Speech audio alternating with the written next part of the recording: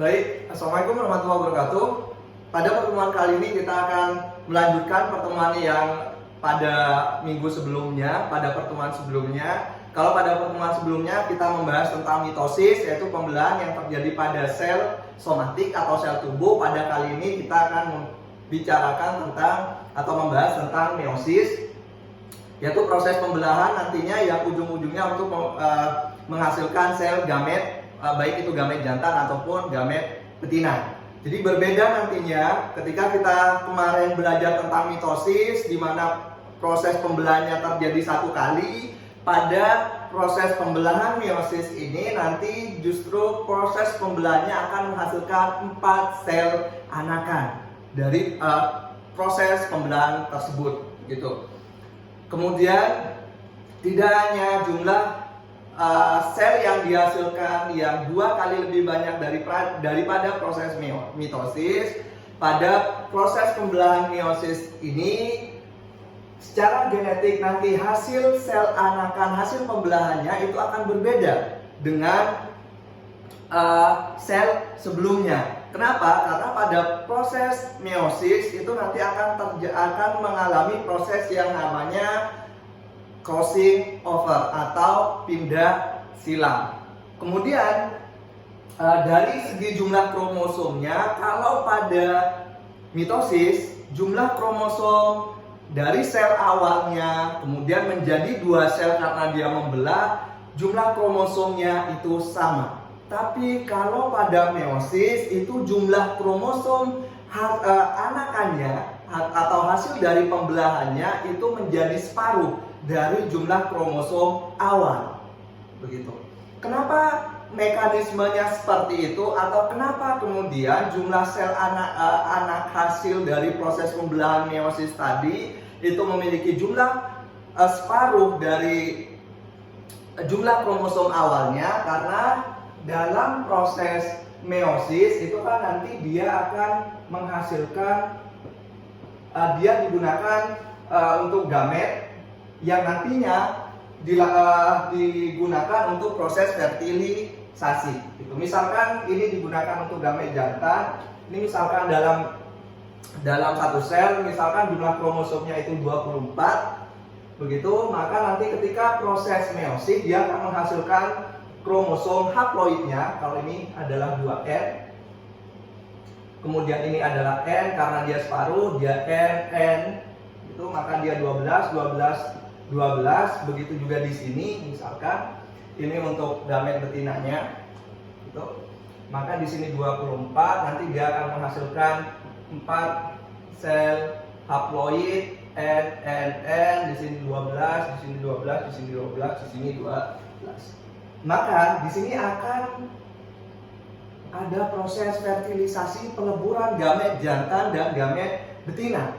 Sehingga ketika proses peleburan ini, maka 12 tambah 12 hasil dari proses fertilisasi ini akan menghasilkan individu yang jumlah kromosom tubuhnya nanti itu 24, sama eksak persis dengan jumlah kromosom sel tetua masing-masing, tetua jantan dan tetua betina. Jadi bisa dibayangkan kalau kemudian tidak terjadi reduksi jumlah kromosom di sini, maka dari 24 misalkan nanti akan menghasilkan 4 sel anakan masing-masing 24, kemudian 24 di sini dia melebur jadi 1, maka jumlah kromosomnya jadi 48. 48 jauh berbeda dengan jumlah kromosom induknya. Maka untuk mempertahankan generasi berikutnya tetap sama secara jumlah kromosomnya, maka terjadi reduksi pada meiosis di sini. Gitu.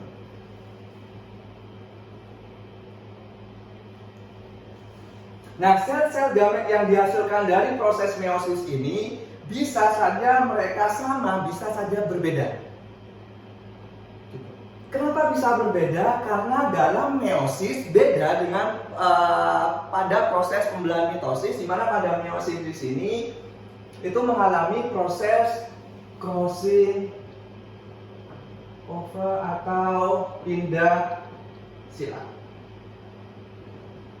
Jadi materi genetik dari non-sister kromatidnya itu nanti pindah gitu. Dimulai pada saat zigoten nanti. Pada saat zigoten itu sudah mulai proses sinapsis, proses berpasangan, dan disinilah inisiasi awal dari proses pindah silang ini. Jadi kalau pindah silang itu terjadi, maka secara otomatis nanti masing-masing sel gamet ini akan berbeda satu sama lain. Gitu. Nanti kita akan bahas lebih lanjut. Gitu.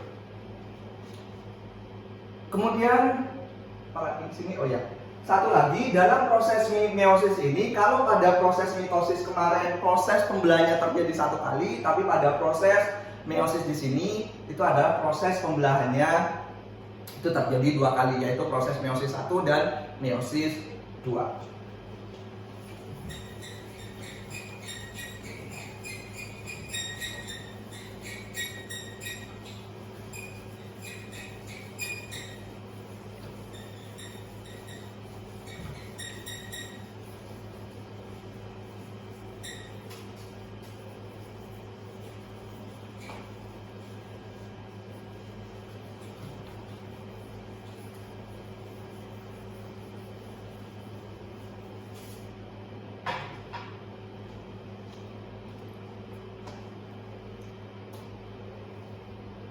Secara keseluruhan ya, prosesnya itu sama saja, mulai dari interfase, proses meiosis, interfase, kemudian kita masuk ke profase, kemudian kita masuk ke metafase, kemudian kita masuk ke anafase, kemudian kita masuk ke telofase.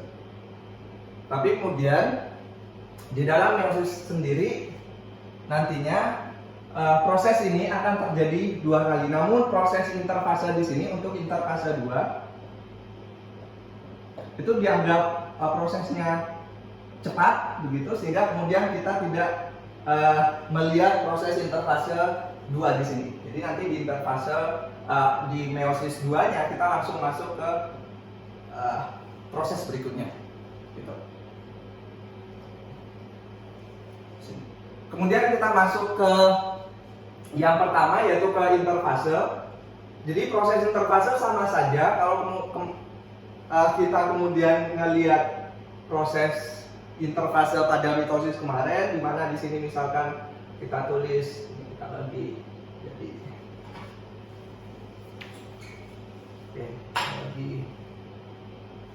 misalkan ini proses sitokinesis atau pembelahan selnya, sitokinesis. Kemudian di sini proses mitosisnya dibagi menjadi profase, metafase, anafase, dan lain sebagainya. Kemudian di sini adalah G1, di sini adalah sintesis, di sini G2. Jadi sebelum masuk ke sini kan dia masih masuk ke G0 atau dalam istirahat. Gitu. Di G1 sama, jadi di situ organel-organel selnya itu melakukan proses penyesuaian agar nanti untuk mempersiapkan sel tadi itu masuk ke fase sintesis. Di fase sintesis sama seperti yang kemarin, jadi di sini ada sintesis DNA dan lain sebagainya yang dibutuhkan untuk replikasi. Kemudian nanti kita masuk ke G2, di mana G2 secara keseluruhan nanti di sini juga ada fase di mana dilakukan pengecekan apakah terjadi kesalahan-kesalahan yang dibutuhkan dan melakukan perbaikan-perbaikan di sini. Sama. Kemudian proses meiosis sendiri itu nanti prosesnya lebih lama dibandingkan pada pembelahan mitosis. Kenapa? Karena tadi di sini ada dua proses pembelahan, yaitu meiosis 1, meiosis 2. Kemudian di sini nanti kita masih ada, tadi sudah sempat disinggung, yaitu crossing. Sehingga proses pembelahannya nantinya itu lebih lama. Kemudian proses meiosis ini waktu yang dibutuhkan masing-masing individu dengan individu yang lain itu akan berbeda. Jadi kalau kemudian kita mau melakukan studi tentang meiosis, maka kita harus pastikan, kita harus tahu datanya dulu. Oh, tanaman ini proses A, B, C-nya itu terjadi berapa lama dan lain sebagainya, dan terjadi kapan. Kenapa? Karena masa reseptif bunga dan lain sebagainya, ada tanaman-tanaman tertentu, misalkan buah naga segala macam itu kan prosesnya ada di malam hari. proses penyerbukan dan lain sebagainya. Berbeda dengan tanaman-tanaman yang biasa kita lihat, misalkan jagung, padi dan lain sebagainya gitu. Jadi kita harus memastikan, karena apa? Karena tiap individu tanaman, tiap spesies itu berbeda waktu yang dibutuhkan untuk menyelesaikan satu siklus meiosis ini. Oke, kita masuk ke setelah interfase, karena ini interfase sama saja seperti proses mitosis yang kemarin. Kita masuk ke berikutnya, yaitu ke profase, di mana profase ini dimulai dari leptoten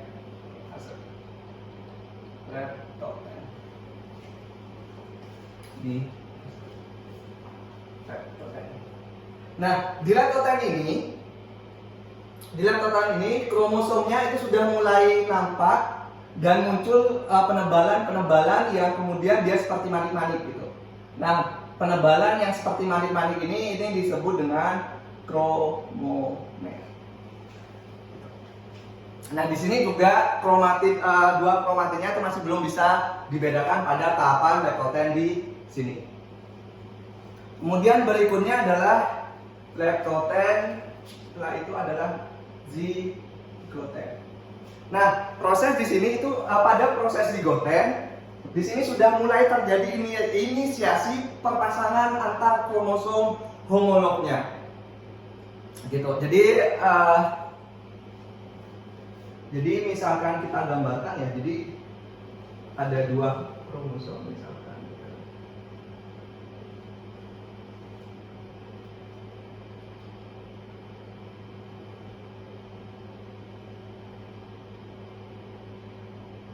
Kromosom homolognya, kenapa? Karena misalkan di sini A, kemudian di sini kecil. Kenapa dibedakan warnanya? Karena biar nanti ketika kita belajar tentang pindah silang di sini kita bisa gambar dan kita bisa lebih paham ini kromosom homolognya.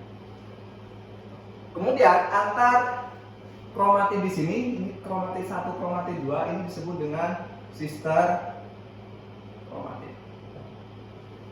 Kromatid saudaranya. Kenapa? Karena kromatid yang di sini ini merupakan hasil dari replikasi dari yang sebelahnya. Sama dengan yang di sini, yang di biru ini, jadi dia merupakan sister kromatid. Tapi antara yang biru dengan yang hitam ini disebut dengan non-sister kromatid. Kenapa? Karena mereka beda. Mereka kalau yang di sini dia kromosom kromatid kembarnya, kalau di sini kan enggak.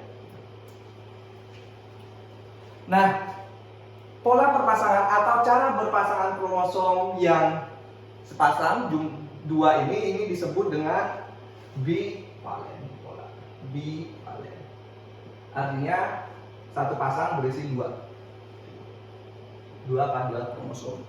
Pak, apakah kemudian ada selain bivalen? Ada. Misalkan nanti kita ada univalen, kemudian ada trivalen dan seterusnya. Dan ini terjadi pada individu-individu yang memiliki jumlah kromosom itu lebih dari jumlah, misalkan 2N sama dengan ini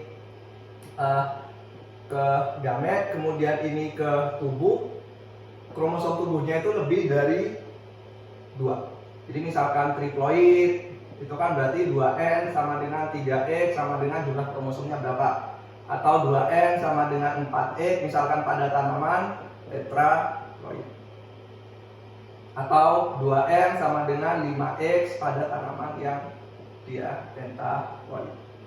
Jadi pola perpasangan di sini pada tanaman poliploid seperti ini yang akan kita pelajari berikutnya setelah kita mempelajari tentang meiosis ini. Ini proses proses perpasangannya itu bisa terjadi misalkan pada yang triploid, bisa saja dia univalen karena dia ada tiga kromosom homolog di sini, maka bisa saja yang satu ini berpasangan secara bivalen, yang satu univalen, satu sendirian.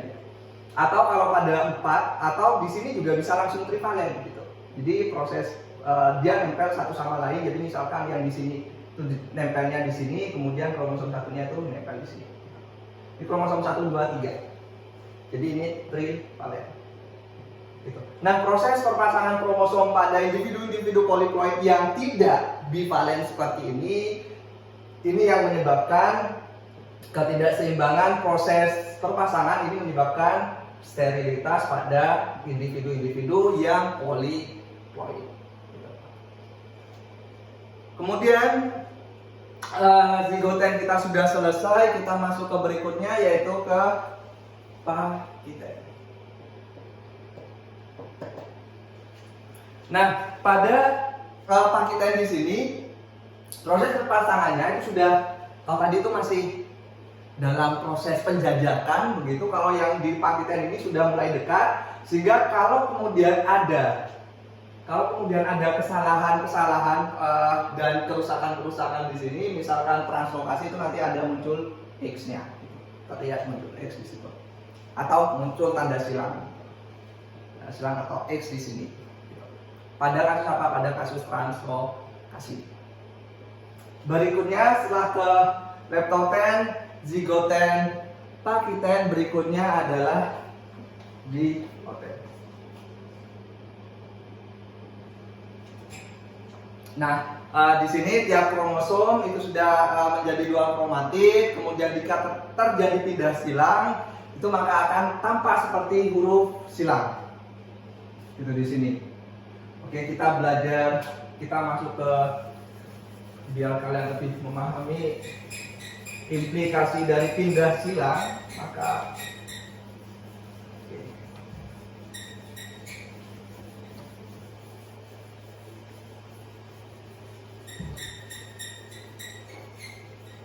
kita jelaskan tentang pindah silang di sini. Misalkan ini kromosom homolognya,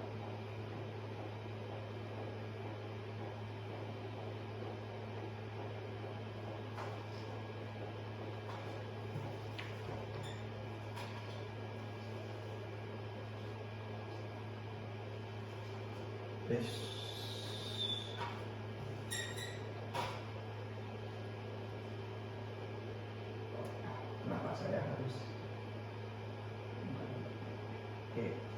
kemudian ini A besar misalkan,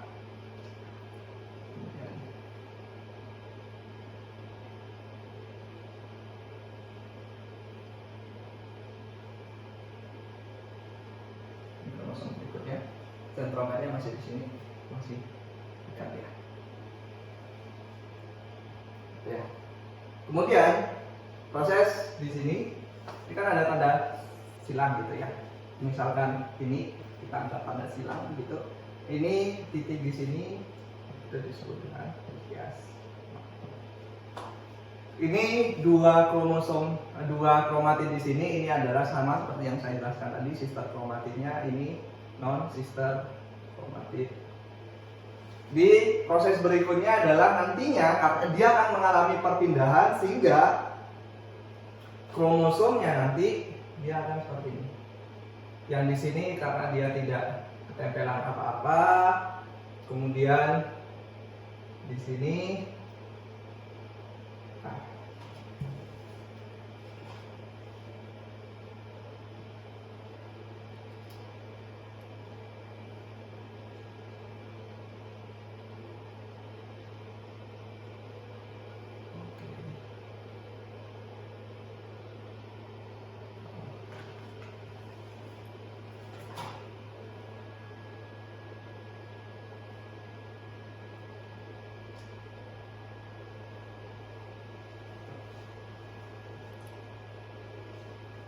kenapa? Karena dia yang di sini itu pindah ke sini, yang di sini pindah ke sini, namanya pindah silang tadi. Sehingga nantinya ketika mereka membelah gitu, ketika di meiosis 2, maka nanti hasil akhirnya itu adalah kromosom, misalkan tadi ini ada. Tulis ya. Kemudian nanti kromosomnya itu akan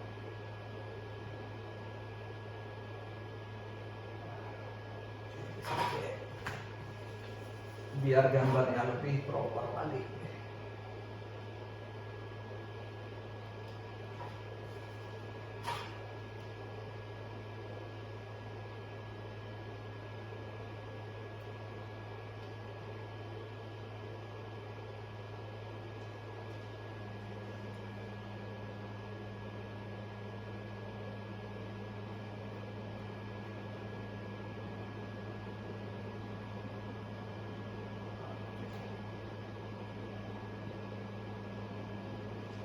Maka ini jadi kromosom 1, 2, 3, 4 di sel 1, 2, 3, 4.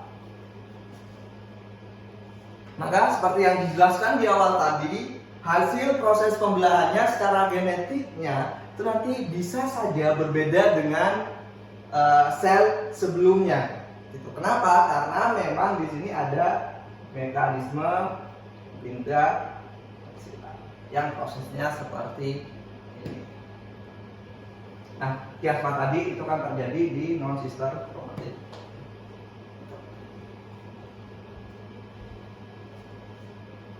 Nah, berikutnya ialah dia setelah diprotein selesai, kita masuk ke diakinesis. Di sini kromosomnya sudah mulai mengalami kondensasi maksimum, nukleolus dan membran nukleusnya itu mulai menghilang. Sama seperti di mitosis kemarin, jadi semuanya serba misterius. Sampai saat ini belum ada laporan terkait dengan bagaimana organel-organel yang lainnya ketika dalam pembelahan sel itu juga ikut membelah dan lain sebagainya. Tapi kalau di sini di meiosis sendiri itu kan tidak seperti mitosis ya. Kalau mitosis itu untuk sel tubuh, kalau ini nanti jadi sel gamet aja gitu. Jadi memang bagian-bagian sel yang lain itu tidak begitu ini. Kemudian di diakinesis ini sendiri itu juga mulai munculnya benang-benang gelendong. Fungsinya apa? Fungsinya untuk menarik masing-masing kromosom ini nantinya ke kutub. Sama seperti proses di di mitosis kemarin. Jadi proses hiprofase itu terdiri dari lactoten, zigoten, pakiten, diploten, dan diakinesis. Oke, ini kemudian sudah selesai, maka dari hiprofase kita berlanjut pada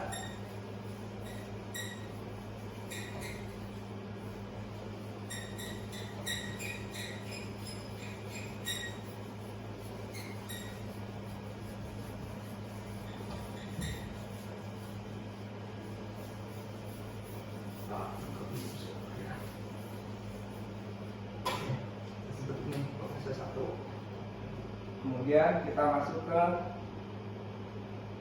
metafase. Jadi tiap pasang kromosom pada metafase di sini itu sudah mulai berada pada ekuator. Oke, kita gambar di sini. Misalkan tadi di sini sudah ada, misalkan individu ini ialah 2N sama dengan 2X sama dengan 4 misalkan ya. Di sini. Ini kromosom 1. Kemudian kromosom 3. Dia masih nyangka di sini. Jadi berjajar pada misalkan di sini, misalkan apa kecil, misalkan di sini dari kecil atau dari besar. Ini terserah, bisa dibalik-balik sama seperti mitosis kemarin. Kemudian di sini tadi di proses yang terakhir di diakinesis itu kan benang gelendongnya sudah mulai terbentuk ya. Kalau di sini benang gelendongnya itu sudah sampai, jadi dia sudah siap.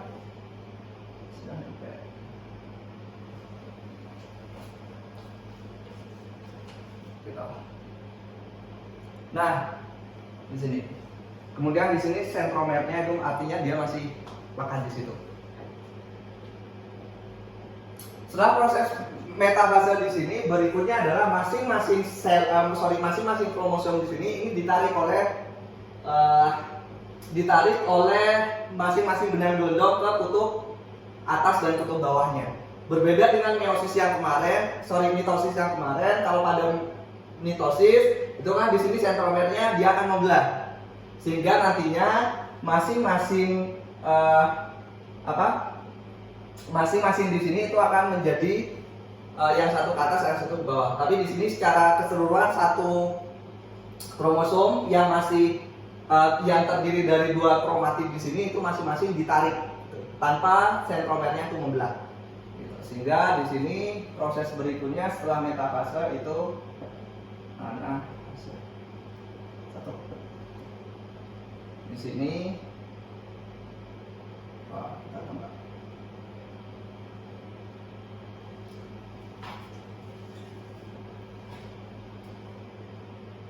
Yang ditarik itu adalah, jadi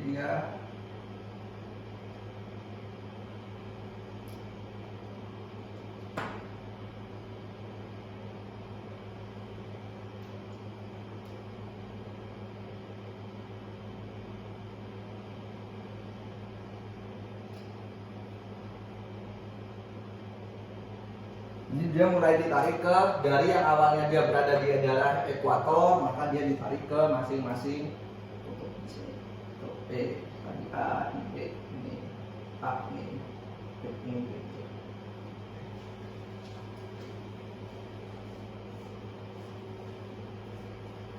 Nah, di sini nantinya masing-masing kutub itu akan memiliki jumlah kromosom yang separuhnya. Itu kan ya.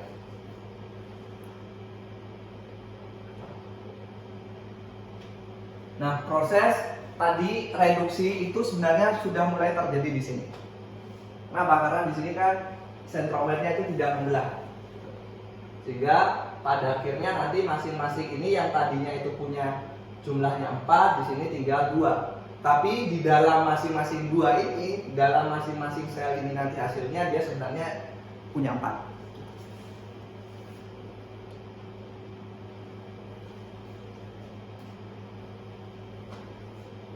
Nah, proses antara A besar, A kecil, B besar, B kecil di sini itu mengikuti proses kaidah segregasi dan berpadu bebasnya dari Mendel. Jadi apakah kemudian yang A besar itu di atas, A kecilnya itu di bawah, itu terserah. Jadi bisa saja itu yang A kecilnya itu di atas, A besarnya itu di bawah, atau sebaliknya. Nanti kalau di sini B kecilnya itu ditarik ditarik atas, bisa saja di sini itu dibalik gitu. B-nya itu yang ditarik ke atas.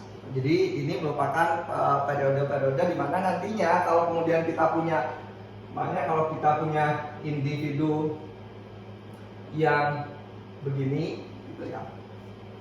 Gametnya kan bisa saja AB, bisa saja AB kecil, bisa saja AB besar, bisa saja AB. Dan apakah ini nanti yang di atas, ini yang di bawah, ini yang di kanan, di kiri, itu terserah nantinya sesuai dengan kaidah hukum Mendel. Berikutnya setelah kita sudah anafase, tinggallah dia di telofase di sini. Jadi di terakhir di sini kromosomnya sudah sampai di sini, gitu ya. Tapi di sini kromosomnya sudah mulai mengendur. Gitu.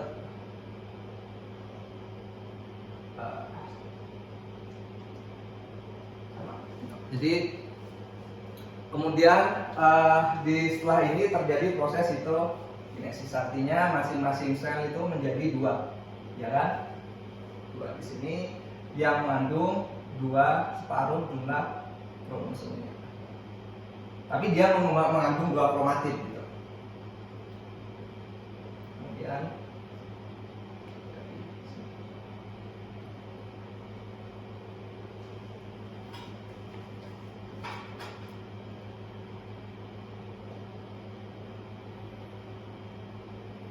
begini.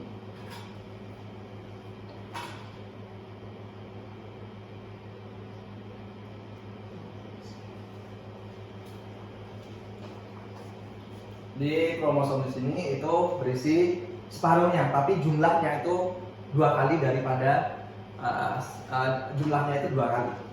Kenapa? Karena nanti ini yang dipecah di meiosis berikutnya. Ini sebentar kita bikin dia lebih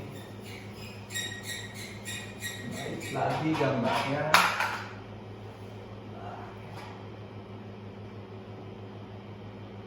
Pada fase ini kita sudah memasukkan 2. Telofase sebaiknya kita letakkan di sini karena kita beda lagi nanti kita letakkan di sini.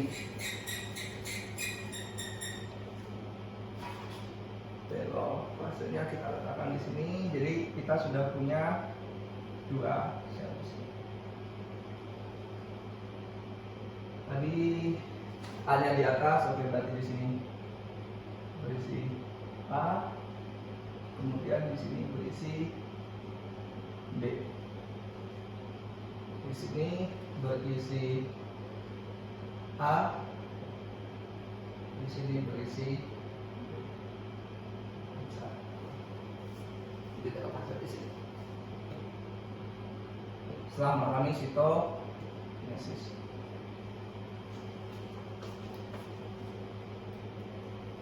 Namun gambarnya tidak kemudian seperti ini ya, dia mengendur lagi gitu. Kemudian berikutnya kita masuk ke tahap berikutnya yaitu interfase. Namun interfase seperti yang saya jelaskan tadi, sampai saat ini datanya belum ada, sehingga dianggap prosesnya itu cepat atau terlalu cepat, atau memang proses di interfase itu masih tidak ada. Jadi masih sampai sekarang masih belum ada informasi lebih lanjut. Kemudian di sini kromosom itu tidak lagi melakukan replikasi. Kenapa? Karena di sini sudah dia masih dalam masing-masing satu kromosom itu sebenarnya sudah punya dua kromatid. Itu kenapa? Karena tadi di metafase 1 sentromernya itu kan tidak membelah, sehingga meskipun dia cuma satu tapi kromatidnya itu ada 2, sehingga nanti di sini yang membelah. Jadi kalau di interfase, di proses sintesisnya itu kan terjadi replikasi di sini, tapi di sini nggak ada. Sehingga memang tadi dianggap prosesnya singkat atau memang tidak ada. Kemudian berikutnya di profase 2, masuk ke profase 2, kita masuk ke dari interfase, kita taruh di sini aja biar nanti gambarnya. Interfase 2. Kemudian kita masuk ke profase 2. Membran tadi di sini itu kan membran nukleusnya terbentuk segala macam karena sudah melalui proses sitokinesis, maka di sini membran nukleusnya itu mulai melebur lagi. Itu proses melebur dan lain sebagainya seperti yang saya ceritakan di mitosis itu sampai sekarang memang masih misteri, sehingga kemudian kita lihat jumlah kromosom yang separuhnya ini.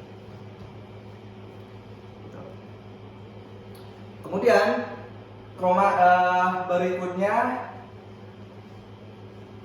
berikutnya dari sini kita masuk ke metafase 2. Sebenarnya ini gambar ini sendiri itu sudah merupakan gambar metafase 2, tapi biasanya untuk metafase 2 ini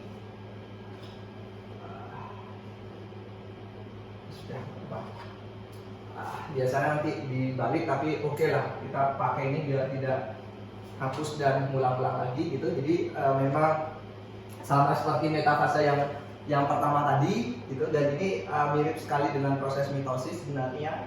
Jadi masing-masing kromatid yang dia tidak membelah sentromernya yang awal tadi, yang dia sudah already punya sudah punya 2 kromatid di situ, sudah berjajar di bidang ekopator. Di sini di metafase 2 di sini itu sama seperti yang tadi, itu masing-masing benang gelondong itu sudah ada di sentromernya. Gitu. Jadi di sini sudah melekat. Gitu. Setelah melekat sama seperti tadi, nantinya proses berikutnya ialah anafase 2. Nah, fase 2 sama seperti yang tadi, ini sudah tidak seperti di meiosis yang 1. Kalau di sini itu sentromernya sudah membelah, maka ketika proses anafase dia sudah ditarik seperti ini.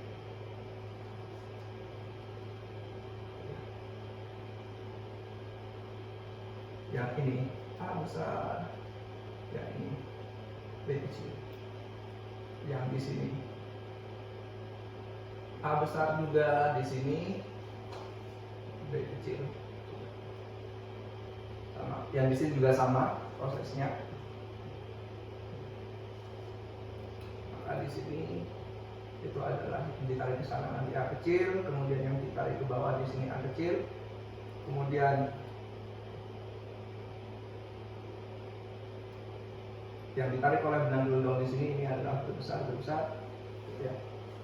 Sehingga nanti di telofase proses berikutnya ini proses anafase hampir mirip dengan yang tadi, kemudian udah tinggal kita masuk ke telofasenya. Kalau di telofase nanti dia sudah sampai di sini, itu kan ya, sudah jadi A, B, kita tulis A, kemudian di sini kita tulis B kecil, di kromosomnya. Di sini dinding selnya nanti mulai terbentuk. Sama di sini berarti di sini B, di sini A, kemudian di sini A, di sini B,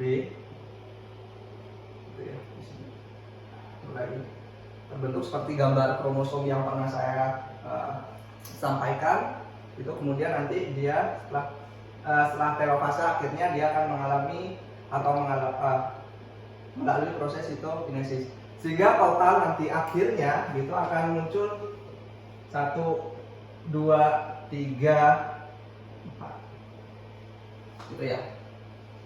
Itu maka nanti muncul hasil akhirnya adalah yang pertama itu adalah A besar. Oke, kita tulis pertanyaan dulu.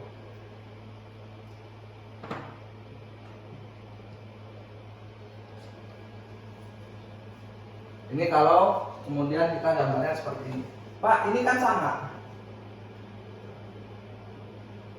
Tidak menjadi sama karena nanti di sini itu kan berbeda karena kalau terjadi proses pindah silang seperti yang kita gambarkan di sebelumnya tadi. Oke, sudah selesai di sini. Di sini masing-masing nantinya ini adalah N, ya kan? Karena dia separuh. Tadi kan 2N. Jumlahnya 4. Sekarang dia jumlahnya N sama dengan 2, N sama dengan 2, N sama dengan 2, N sama dengan 2. Nanti N ini akan ketemu sama gamet yang lain, kemudian jadilah dia 2N sama dengan 2X sama dengan 4 lagi. Jadi dia kembali seperti semula di sini.